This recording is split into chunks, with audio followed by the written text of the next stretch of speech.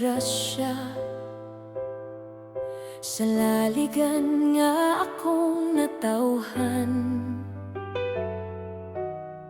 ang pagkaon walay paglurang, kaysa Ginoo siya gipanalanginan. Sa mga kalisod sa kinabuhi, nasa ubang dapit akong nasinatian. Katong gutom og kapoy akong kalawasan, laligan ang musantop sa akong panumduman. Way kagutom sa yut akong natawhan, kay ang Ginoo kanunay niyang nag-atiman. Gatas ug dugos nagaagas nga way kahumanan, murag sa panga sa tubig di gyud mahubsan. O laligan nga akong Pinoy-anan, ang Dios angay gyud nakong pasalamatan.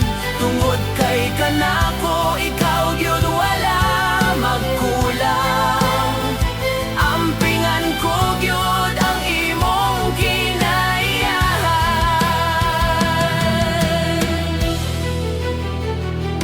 Ang mga uma sa bungtod ug kapatagan, naghatag sa abot nga daw sa dili mo undang. Maunga ang pagsalig nako sa labing gamhanan, kanunay hugot ug dili nako kunhuran. Mga anak ug mga kabataan, batonin ninyo maayong pamatasan. Ang pagkaon dili angay usikan, Aron sa Dios padayon tang panalanginan. Way kagutom sa yut akong natawhan, kay ang Ginoo kanunay niyang nag-atiman.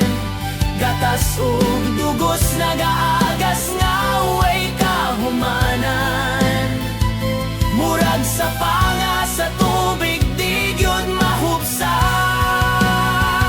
O laligan nga akong Pinoy-anan, ang Dios angay gyud nakong pasalamatan. Tungod kay kanako ikaw wala gyud magkulang, ampingan ko gyud ang imong kinayahan. Ug kung ikaw mahilayo sa akong dughan, ug madani sa laing katahuman, ang imong bukton kanako perming andam, sa pagsapnay sa akong pagkapukan.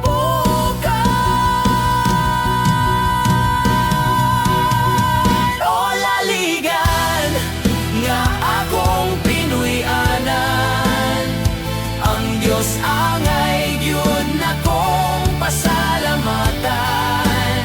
Tungod kay kanako ikaw wala gyud magkulang, ampingan ko gyud ang imong kinayahan. Tungod kay kanako ikaw wala gyud magkulang, ampingan ko gyud ang imong kinayahan.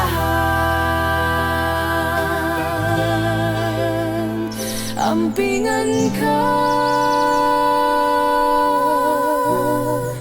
o akong laligan.